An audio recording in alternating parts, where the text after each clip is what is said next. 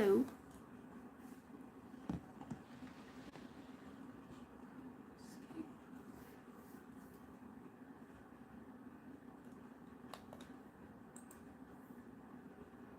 There's not much set up from here.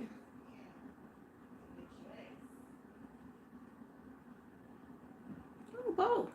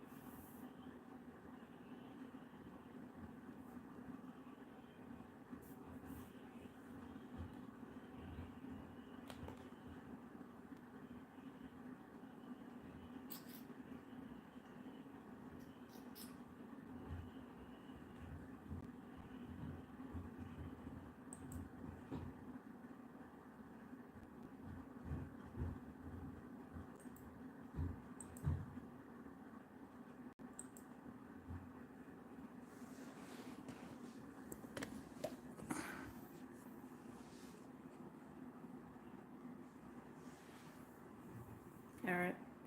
Hello. All right. All right. Hello.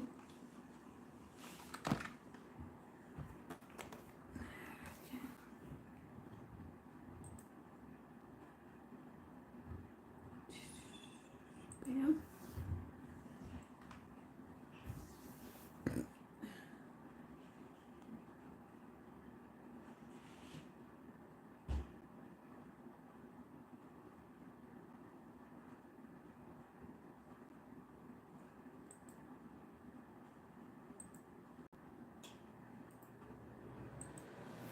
All right.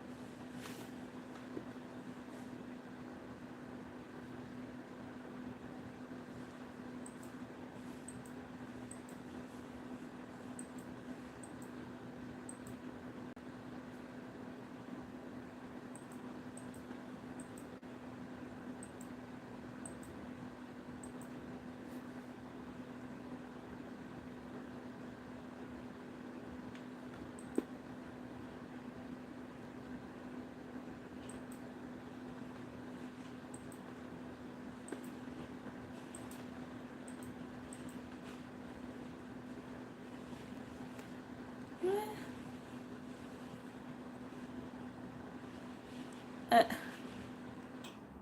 these are pretty cute. Cute. Oh, hello. I'm just doing stuff. It's very cute stuff. Okay. Enough palling around here.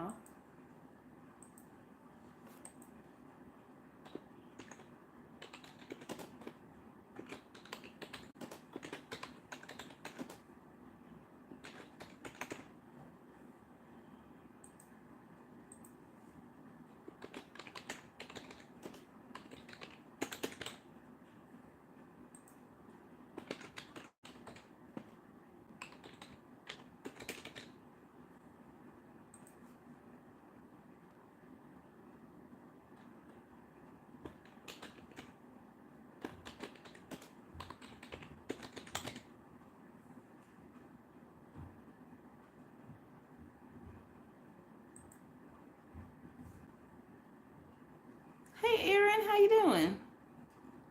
Can I share this in Cornelius' Discord? Yeah, sure. I know that a lot of slab folks are watching the open mic right now and that they just got started. But it would be cool to share it for those who don't attend the open mic. Yeah, thank you. How are you doing? Can you hear me all right? I'm not going to be on as long as the open mic, though, so you don't have to worry about missing much.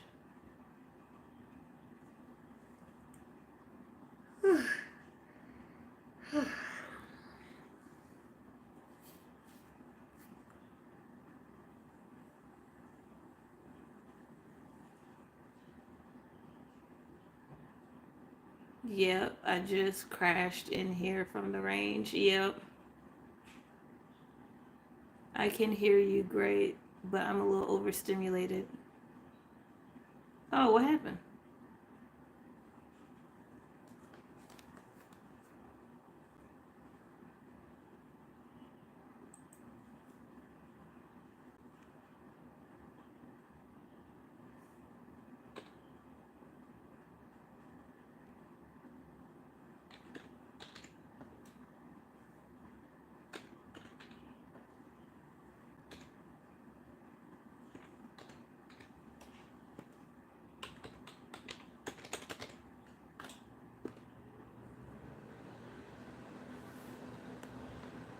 Just trying to do too many things at once. Slow down, friend.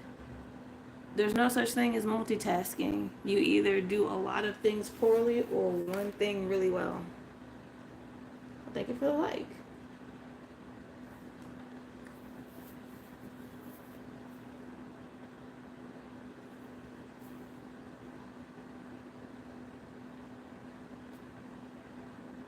Some people that you've met before should be stopping in.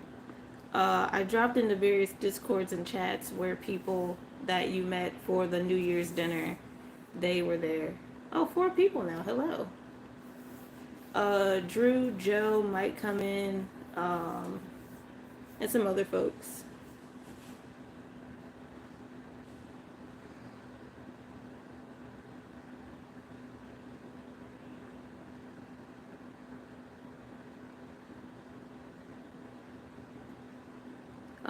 Yeah.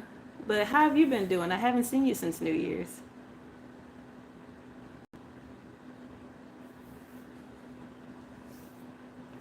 We have not popped the squat and flapped the gums in quite some time. Like 2 months. About 2 months.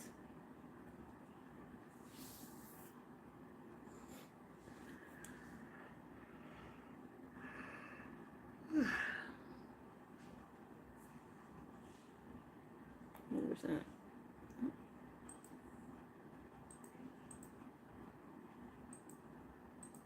Well, thank you for voting. So much better now. That's great. What's going on with your sitch, if you don't mind me asking? Hello, 2 other people in here. I'm doing all right. Just still couch surfing, still looking for housing. But I'm doing really good because I finally got a kafia. Free Palestine.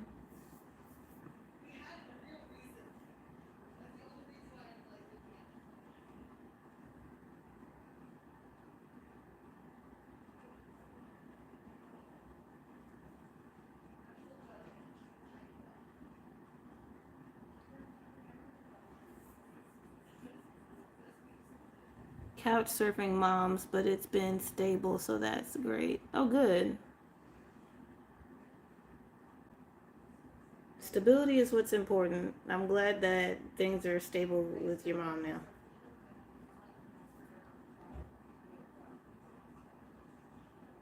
I take it y'all aren't leaving where you are anytime soon.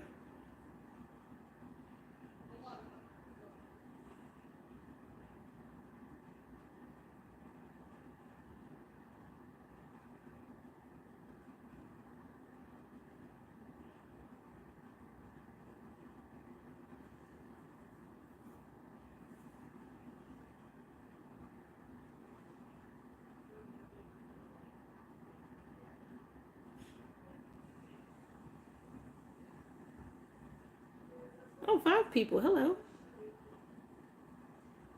I got a new tablet. It's It's new to me, but it's from 2020. It's 2017 years old. So I'll probably only have it for like a year or two, but for $24 from St. Vincent de Paul, that's pretty good. 27 plus tax.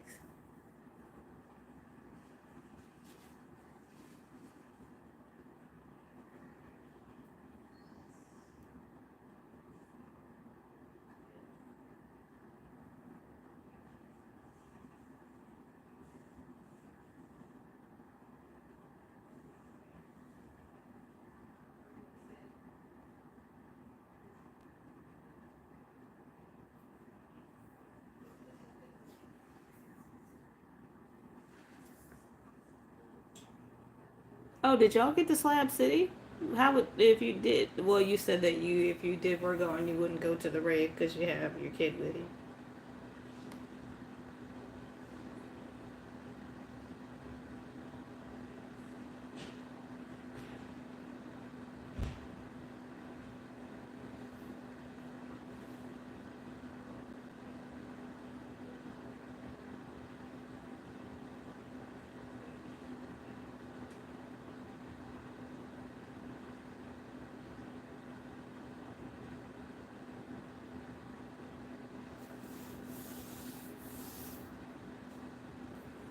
Oh, now we're down to one.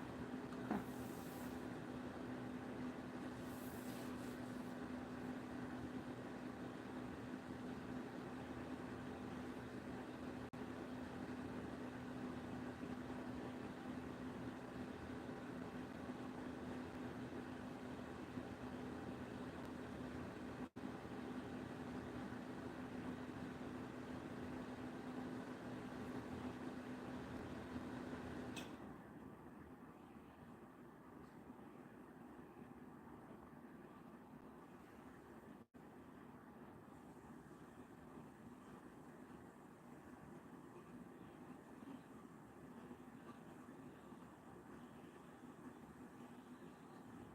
Now, three people. It's I don't know if this is ever like really what it says it is.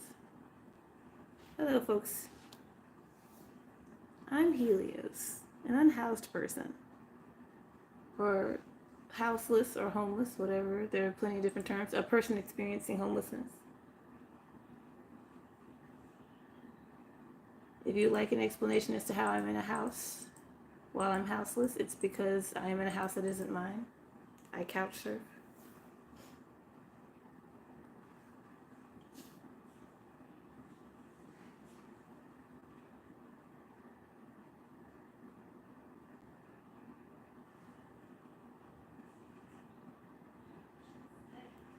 Yeah, installing TikTok might have been too big an ask for a tablet this old.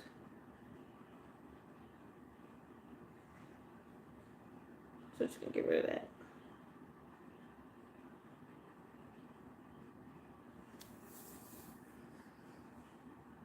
Oh, Aaron just blip.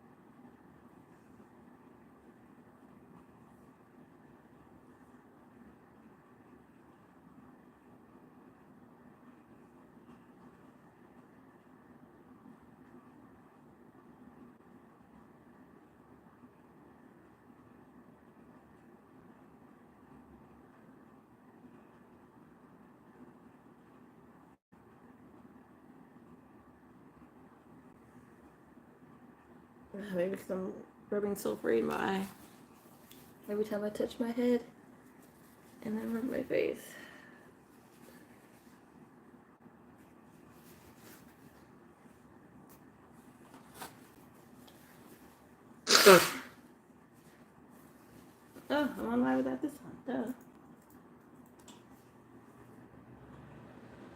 All right.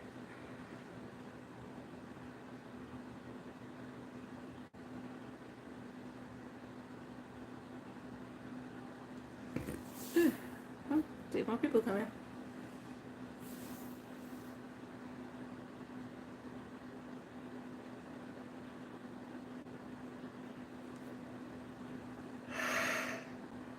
Hmm.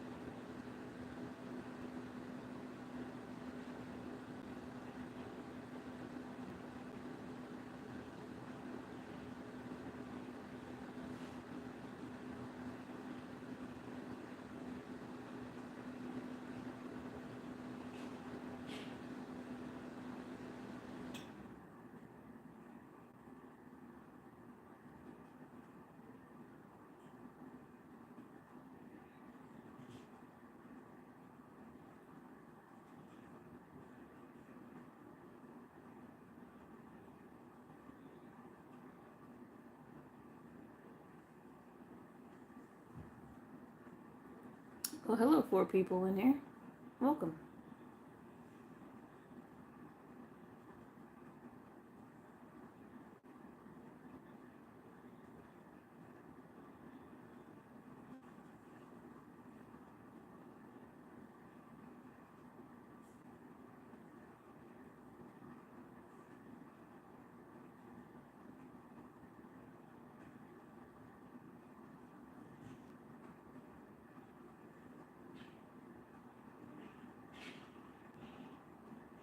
Okay.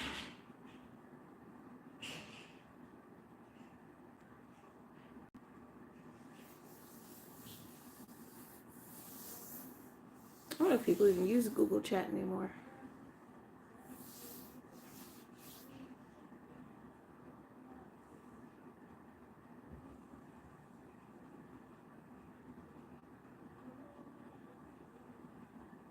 Google Workspace customers only. Oh, okay. Bye.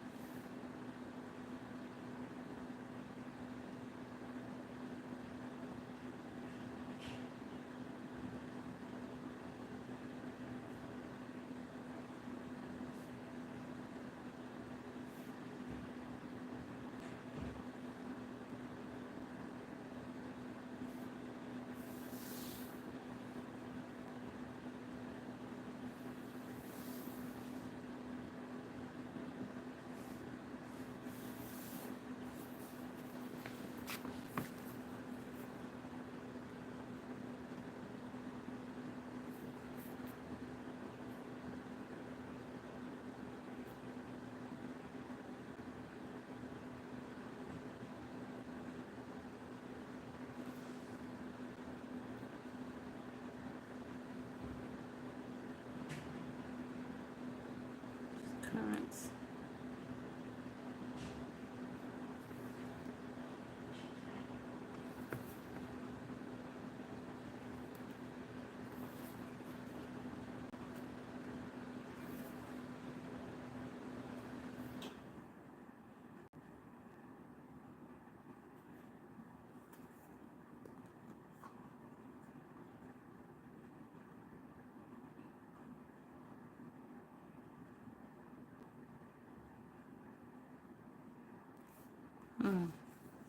We'll look at that first.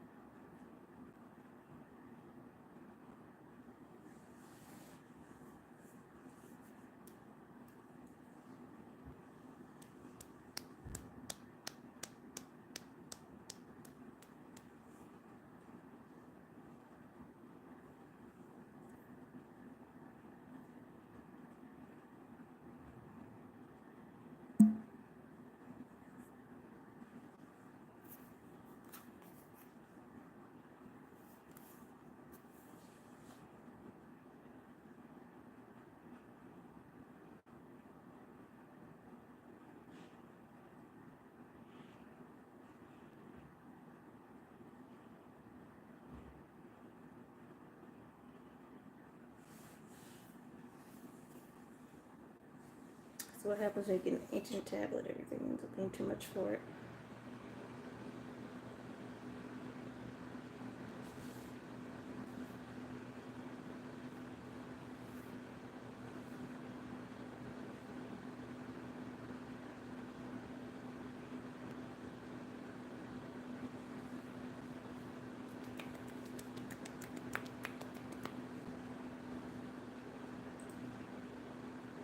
You're watching the legal breakdown. So, Glenn, Donald Trump's financial problems just took a major turn. The clock has now started on payment for the $355 million plus $100 million in interest for the fraud verdict. So, what happens now? You know, Brian, by every indication, it looks like Donald Trump's financial empire, such as it is about to crash and burn. It doesn't look like he has the money, the cash, the assets on hand to begin to even appeal these cases, never mind satisfy these massive money judgments. So the latest one that the clock has started ticking on, as you've just indicated, is the essentially $450 million judgment that was awarded in Letitia James' civil fraud case for Donald Trump's massive systemic business fraud. So now Donald Trump has about 30 days to either pay the full amount that has been awarded, to the state of New York, money he has to disgorge because they're all ill-gotten gains, or he has to put up a whole bunch of that money to try to appeal that case. But Brian, this comes on top of a $5 million judgment in the first E. Jean Carroll case, an $83 million judgment in the second E. Jean Carroll case, and it looks like Donald Trump is struggling sort of across the spectrum in all of these cases. It really does feel like Donald Trump's empire is about to implode. Well, now he's got 30 days to appeal the decision, but if he appeals, does he still have to put up the money? He does. He has to put up virtually all of it, and frankly, then some, because there's kind of a premium. Why? Because interest will be accruing as he appeals the case. So he literally will have to put up about $500 million if he wants to appeal the judgment that was just entered and became final against him in the New York civil fraud case. Well, he'll have to also put up the money even if he doesn't appeal. So either way, whether he appeals, he's going to have to put up the money, or whether he doesn't appeal, then he's just going to have to pay the money. Mm-hmm. Exactly. And he does not have the assets on hand. And there's a reason I say that with such confidence. Not long ago, in a deposition, Donald Trump claimed that he had $400 million in cash, liquid assets. So I'm confident of one thing, maybe one thing only. Donald Trump doesn't have $400 million in cash because he told us he did. But here's the thing, other important data points.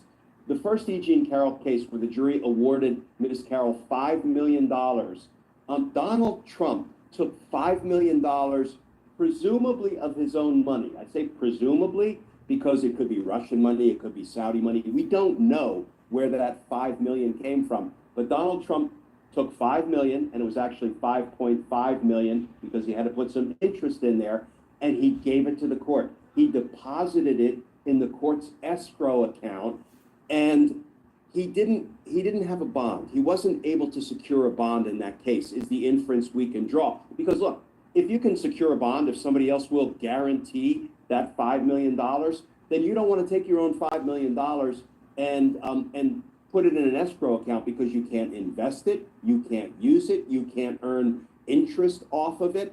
And what we also know is that in the $83 million judgment, E. Jean Carroll 2, Donald Trump is already begging for more time to try to scrape the funds together to be able to appeal E. Jean Carroll 2. And that clock is just about running out.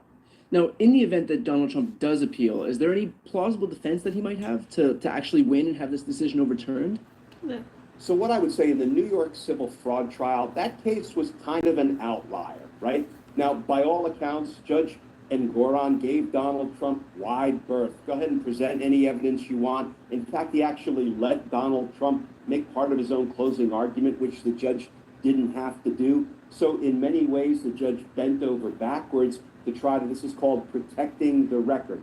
You want to give the defendant everything he asks for and then some. So when he loses, it looks better on appeal. It doesn't look like the judge was sort of cutting his legs out from under him. Right. However, it was a pretty novel civil case that was brought, and there's certainly going to be an argument that maybe the banks didn't suffer as much damage as the $350 million, $450 million judgment together with interest really represents, kind of following the course of that trial. I don't think there's going to be a significant challenge on appeal, but it wouldn't shock me, Brian, if the appellate court ended up cutting the judgment back a little bit, maybe from $350 million to $300 million. But I think it's a pretty solid case that was well tried, certainly by Tish James lawyers, and I don't think Donald Trump is looking at much relief on appeal. Now, Trump will owe 9% interest on the full judgment. That's about $3 million per. Hello, Carlos. What's up? How you doing?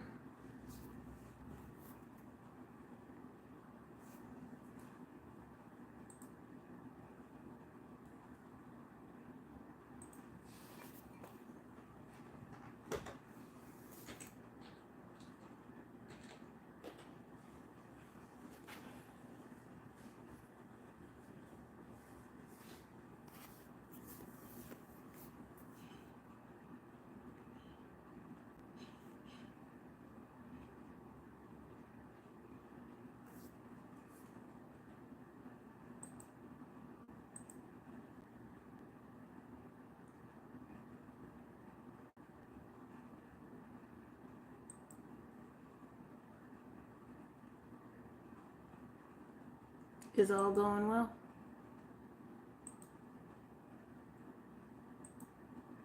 Okay.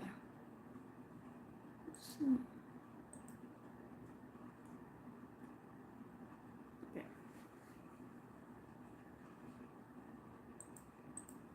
Month until he actually places the full amount in an escrow account. Is that included in the $100 million, or is that on top of the $100 million in interest? I think it's on top of the $100 million in interest, and I think it compounds daily. I may be using the wrong term. I am not a financial expert, but I do think the interest will continue to compound. And, every day Donald Trump declines to satisfy the judgment or declines to deposit enough money with the court so he can appeal the judgment is another day that he is just racking up more and more and more debt that he owes on this money judgment.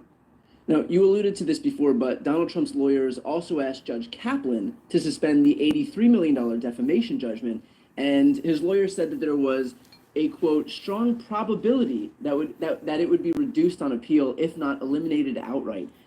What do you make of that, Glenn? Is this wish casting, or is there some truth there? You know what? Donald Trump is always claiming that he's about to win big, and Donald Trump does nothing but lose. This is projection. This is, wish casting by Donald Trump. I don't think there is an appellate court in the land who would look at what Donald Trump did to E. Jean Carroll, particularly continuing to defame her very publicly after a prior jury had unanimously found that he defamed her. Within 24 hours, mind you.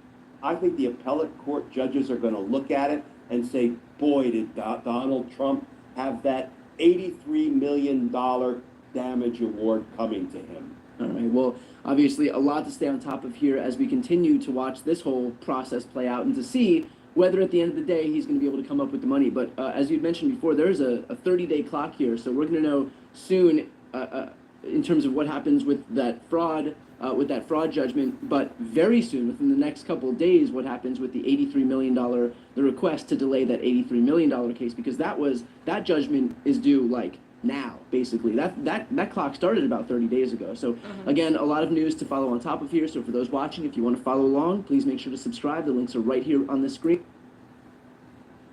Time to moist meter the live-action Avatar: The Last Airbender Netflix series. I'm not going to blow smoke up your tuchus. You all know that I was not optimistic that this would turn out to be a good show. Anytime anyone that worked on this show talked about it, they made it sound worse and worse. So I had pretty low expectations, but as always, I'm open for a pleasant surprise. Now, I'm going to treat this moist meter a little differently than pretty much any review of this you're going to see. I am going to do my best to not compare it to the cartoon, the original masterpiece of Avatar: The Last Airbender. It's very clear, off-rip from even the first episode, that they wanted to kind of carve their own path in the Avatar universe, and instead of making a one-to-one recreation, a carbon copy of the cartoon, they wanted to kind of put their own spin on it. So they've made a lot of major changes to it. So I'm here to give you the moist meter on whether or not this show stands on its own 2 feet. If you've never watched the cartoon, will you like the live action? I will, however, kick this off by saying I don't think the show is dog shit by any means, but I still don't see a single reason on God's green earth why you would choose to watch the live action Avatar over the cartoon version. The cartoon is better in every single aspect. So I just want to put that out there. If you're someone who's like captivated by the idea of Avatar, you're going to get a lot more mileage and a lot more entertainment out of the cartoon. It still holds up well today. It's timeless. This will be the last comparison I make.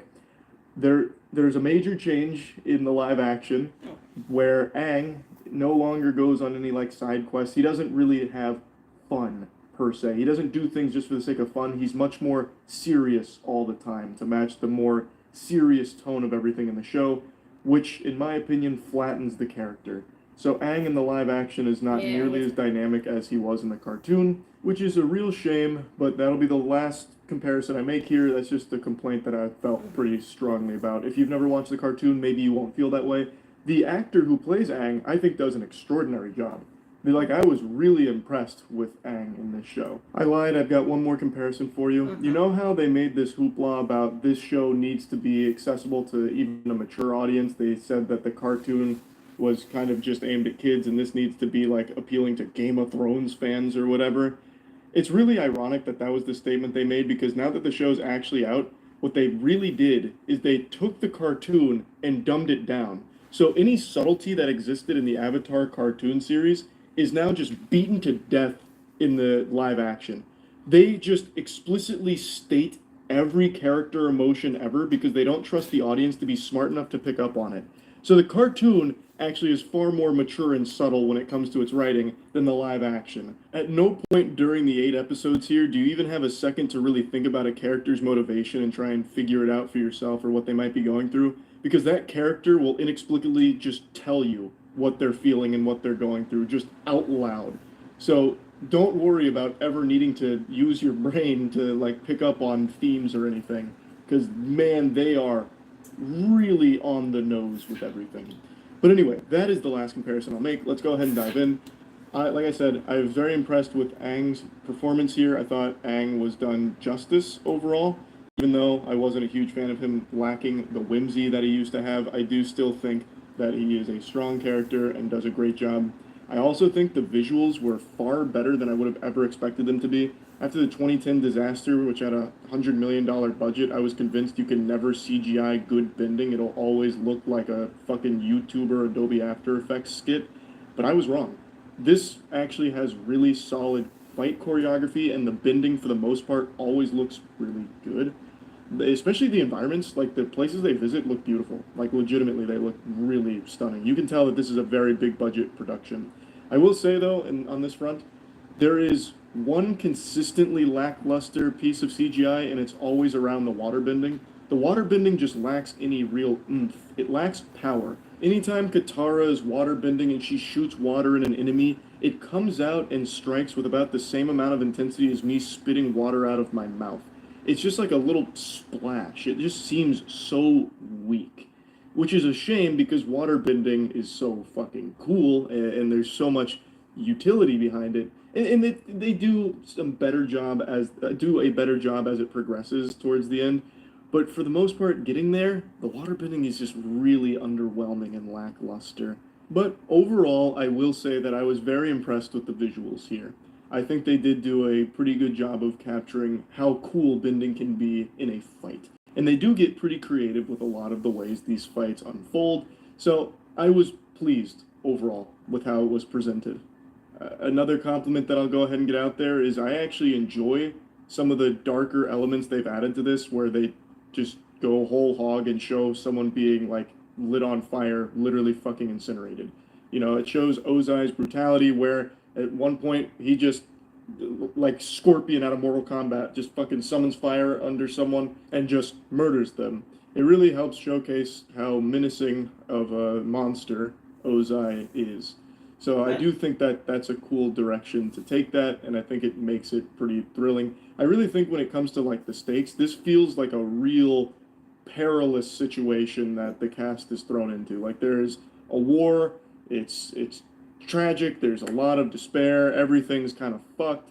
I think it does a good job of getting that across. Now let's get into my complaints. I think the writing from start to finish is pretty bad. The dialogue is like words no one will ever say to each other in a real conversation ever. And it is egregious in episode 1. I think it's because they tried to condense so much story into only 8 episodes that they had to rush through everything, and you feel it. It feels so fucking rushed with its narrative. It's awful sometimes, straight up. Like, listening to a monologue as a conversation isn't fun. It takes you out of it. They just beat you to death with exposition off rip. So, for example, when a character is talking to Aang, the character is telling Aang everything the viewer needs to know about the lore. Mm-hmm. You've been asleep for 100 years because you have been frozen in ice when you ran away and got hit by that storm. But you are the Avatar, the only one that can save this world that the Fire Nation has attacked after we lived in harmony. Like, I know I'm getting right back into a cartoon comparison. I know in the cartoon it's kind of like that sometimes, but it has more episodes to flesh that out, and there's more actual character bonding and relationships outside of like an exposition dump. Here you don't have that. And that leads me to my next complaint, where the characters never really feel like friends. It feels like the relationships progress off screen. Like there is no reason for the characters to be as close as they are in this show because you never actually see that develop, even slightly. Because most of the time when a character is talking to each other, like if Katara is talking to Aang or Sokka, the conversation is only ever about business. Like it's fucking business 100% of the time, always serious for the most part, where they're just talking about, here's what I'm thinking, here's what I want to do you think we should do this, and here's why we need to do this and probably should do this. Those are the only conversations they really have. There's no real character bonding. They don't feel like characters most of the time when they're talking. They feel like just Wikipedia summaries of the show, and they're just vomiting that out. So I think the writing for pretty much every part of this is just not good. And I feel bad because I think most of the cast really puts forth a good performance, give her much to do or to say. So she never really gets a chance to shine as a character. Really, none of the characters get that chance except for Zuko and Aang. Those are the two standouts to me in this series. I've seen quite a few complaints about Zuko's temper tantrums being too childish, but for me personally, I didn't have an issue with it. I think that criticism's a little misguided given the character. So I actually thought Zuko was done quite well. Now, let's bring this all full circle here.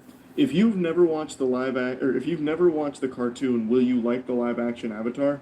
It's kind of hard to say because there is some things to like about it, the visuals, the fighting, and there is a lot of fighting. And since of course it is the DNA of Avatar, the story is compelling, even if the writing's super weak for the most part. So there is quite a bit to like, but it really feels like, even if you've never watched the cartoon, that this show is rushing through things. By the time it ends, it still feels like all of the characters are strangers to one another, and all of the major narrative plot points that are being hit kind of just happen super quickly without any kind of build-up, which I think takes a lot of the intensity out of the situations that we're seeing. Especially in the final episode. The final episode is visually really cool, but man, does that blow through a lot of content in a really quick period of time where you never really care about any of the emotional stakes. I do like how they convey the big rampage in the Avatar state at the end. I think it comes across really fucking cool, but I just didn't feel any kind of emotional investment into it. At least I wouldn't if I hadn't seen the original. And I feel like that's going to be the case for a lot of people. It's a fun set of fights that you watch at the end, and then that's it. It's just kind of hollow. Oh, while I'm thinking about it though, I do want to give a little bit of praise for what they did with the face stealer. I actually really liked how they portrayed the face stealer in this. I actually thought that landed pretty well. I actually thought most of what they did with the spirits was pretty solid. So there's another compliment I can fish out here for the live action series. The show breaks that rule of show don't tell. This series is always tell, tell, tell, tell, tell, tell. It is always just over explaining every minute detail of what every character is thinking, feeling, and going through at all times because it is just rushing through things. It doesn't give you the opportunity to see any of that build and grow. It just feels all so unnatural and stiff, which leads to a lot of it feeling flat. But it's not dog shit, like I said. It's better than I expected it to be, given everything they were saying about it beforehand. It's more than I thought it would be. So overall, I didn't hate it or anything, but I think it's kind of mid. Plugging it into the moist meter, I'm going to give it a comfortable 50%. It is better than I thought it would be, but it's still not great. And if you're going to watch this as someone that's never watched the cartoon, I feel like you'll walk away with a lukewarm opinion on it. It's not anything special. It stands on its own two legs, kind of. Like, it does try and carve out its own identity here, but it's not like a wonderful identity that it ends up with, because it's still trying to adapt mostly from the cartoon while making tweaks and changes and trying to still capture all of that in its 8 episodes.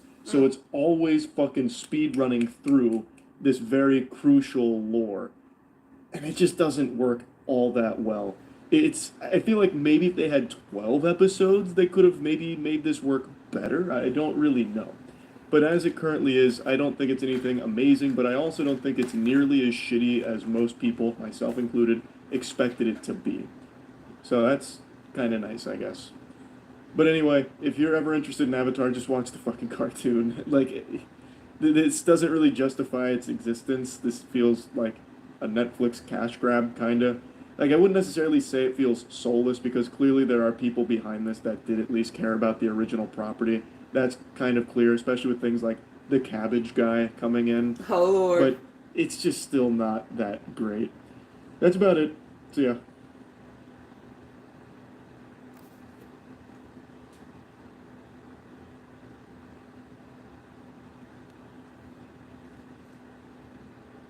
Oh.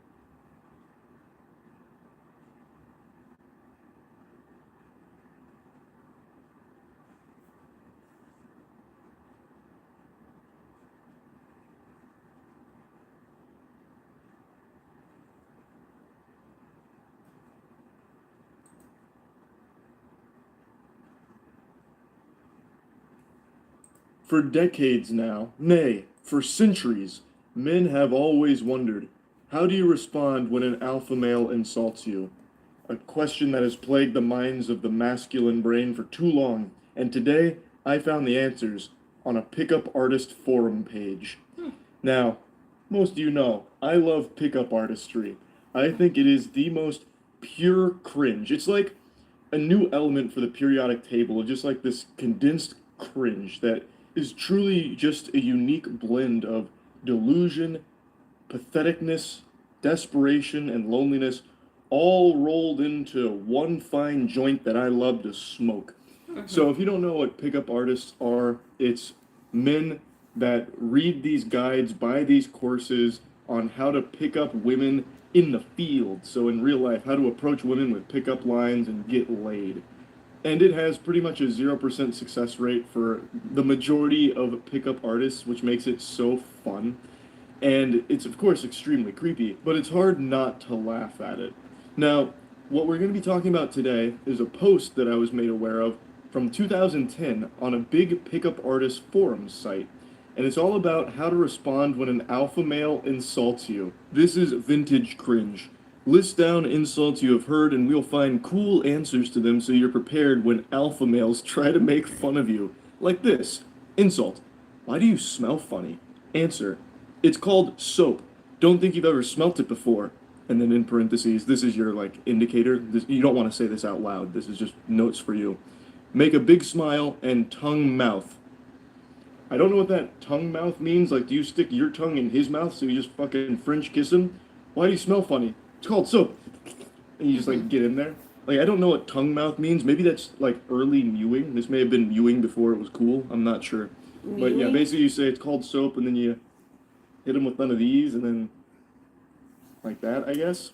Now, I'm not exactly an alpha male, but I imagine that you'd probably get your ass beat if you did that, because it'd be creepy. It'd probably be ruled self-defense because you came at him with that like psychopath energy with that response.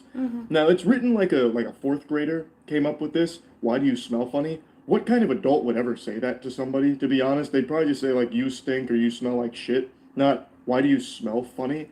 But you want to know what's wild is I know it's not a child that wrote this, because all of these pickup artists back in their heyday were like early to mid 20s, sometimes early 30s. So this is a grown adult that came up with this. Dude's just stewing in his swamp ass in his room, coming up with these imaginary scenarios with insults, and then like theory crafting the optimal response to it. And he comes up with this zinger. It's called soap.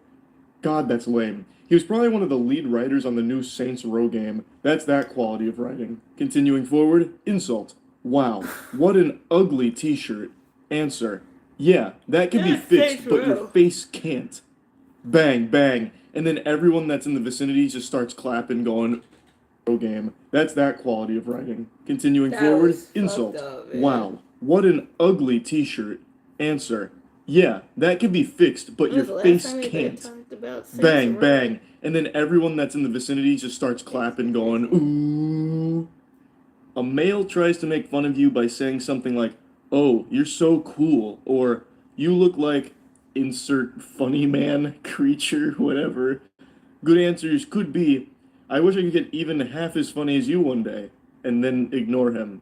Or, "Aw, look at him trying to be funny." And now he takes his bow saying, "Bring him on," welcoming the rest of the pickup artist community to contribute some of their own insults and answers. These are pretty powerful, so I hope you've got your pen and paper out to be taking notes on these in case you ever need to unleash them. I don't know where these insults are coming from. Like, these aren't insults I think anyone has said for the last 50 years to another human being. What kind of alpha male is going to say, "Wow, what an ugly t-shirt"? I can't picture Chad Fuckhammer out of the blue walking down the Chad street, Fuckhammer. seeing a pickup artist and being like, "Wow, what an ugly t-shirt." No, who does that? Where? In what fantasy? Like, I just really don't think this is happening. There's not like this secret war between the alpha chads and the pickup artists. But even in this fantasy land, the pickup artists are making themselves the losers there too. With the chads saying your shirt's ugly, or you look like weird creature or whatever. Like, it is actually sad, and I've said this before. Pickup artistry used to be a huge movement. Luckily, it's died out very much over the last few years. But back in the 2010s, so many young men bought into it, bought courses and all kinds of guides and shit. It was like the early looks maxing, but for getting laid through the worst advice and the creepiest lines you could ever possibly imagine. So I have no doubt that this guy here is one of those individuals that really like bought into it hook, line, and sinker. And hopefully, 14 years later, they have realized that that was just a cringy period of their life and they have grown from it. That's what I'm praying for. Now, the rest of the comments don't really play into, like, here's an insult, here's an answer. They're mainly saying, like, if an alpha male insults you, just brush it off. You're better without that kind of stress anyway. But there are a couple that do give you some kind of insult and comeback, like this post. I agree with the others. You shouldn't feel the need to rage/give a comeback. Answer to the others, not him. If you have to, I would playfully correct the "you're fat" response. Again, what I'm reading here feels like it's out of like an old cartoon or something, with like a cartoonishly douchey bully that just all the time is shoving the main character into the locker saying your shirt's ugly, fatso, or whatever. Get out of the hallway, stupid face. So that's the kind of energy here. I don't think any of this is happening to any of the posters. Hopefully not. I hope they're not getting bullied like this, and that's what's like the catalyst to these posts. But anyway, insult. You're fat, or whatever. Come back. Playfully. Haha. Well, you're ugly. I can lose weight. Small pause where you look serious. Then break into a playful smile and loosen up. It's like stage directions in theater class. Maybe they're all like classically trained thespians, perhaps. I'm not really sure, but this is so interesting. Like, imagine you're trying to like recall these steps if someone says you're fat and you're like, you're ugly, I can lose weight. Oh, I forgot the small pause. Okay, then break out into a small, playful smile, loosen up. No, just kidding, dude. You're great. Pat on the shoulder to lower his social value, then turn to the group like nothing happened. How does patting someone on the shoulder lower their social value? Do you have the cheese touch? You just reach over, pat him on the shoulder, and he's like, no, my social value, no, like starts melting. I don't, I don't get what this means. Like this whole scenario is very peculiar. So it's in a group setting, and someone in the group just points to you and says, you're fat. Who would do that? The group must hate that person. They must not be like a friend to the group. I couldn't really understand what this one meant, but I really like the way that it's worded. So it's quoting some other post in here. However, if a target insults you, it's always beneficial to be witty in a cocky slash funny way. I like how they refer to the alpha male as a target, making it seem like it's an assassination mission or something like this, like you're Agent 47. And this pickup artist quote responds to that message saying, unless it's a shit test, then you win by pretending you didn't hear. Mm. Where am I? Mm-hmm. Pardon? Mm-hmm. I'm gonna need some more clarification. What does that mean? Unless it's a shit test, then you win by pretending you didn't hear. Is that a euphemism? Like, I don't. What am I missing out on? A shit test? Are you submitting stool samples now? Or maybe like, unless you're in a public restroom and you're shitting, and then the only way you win is by pretending you don't hear the person shitting. What does it mean? Am I overthinking it? I don't understand.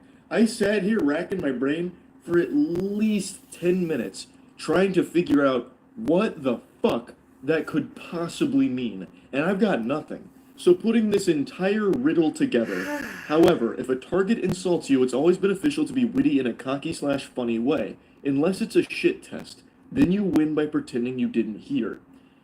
Initially, I thought maybe it was some kind of War Games reference, the only winning move is not to play, but that doesn't really fit because what is the shit test in that equation? Are we talking about actual poop? Like real feces poop? I don't know. I don't know what it means. I can't implement this one. The alpha males are going to eat me alive. I can't follow these directions. You know what else I can't follow? Is this fanfic. This is the most outrageous nonsense story ever constructed. This is in the same forum post about like the insults and the comebacks. They're giving an anecdote here. I was in the field today with a friend of mine because he's a pickup artist soldier on the front lines. We were sitting and these two girls are staring at us. After finishing my milkshake, we went over there. My friend said, "Hey, what do you think of my friend?" Me. I know, totally wrong approach, but you